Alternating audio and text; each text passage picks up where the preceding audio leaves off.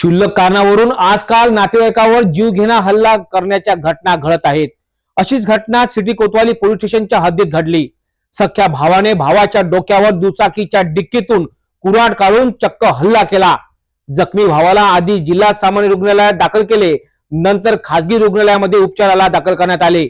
जखमी भावाच्या तक्रारीवरून पोलिसांनी भावाविरुद्ध गुन्हे दाखल केले आहेत। आजकाल शिल्लक वादावरनं एकमेकांवर जीवघेणे हल्ले होण्याच्या घटना घडत आहे।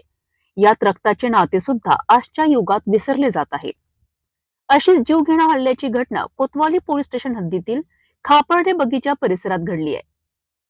दोन्ही भावात नेहमी कोणत्या ना कोणत्या कारणावरनं वाद निर्माण व्हायचे अशी पोलिसांकडून माहिती मिळाली आहे। एका मुलाला शेतीचे पैसे मिळाल्याने आईने दुसऱ्या मुलाच्या दाताच्या उपचाराला त्याच्याकडे पैसे मागितले।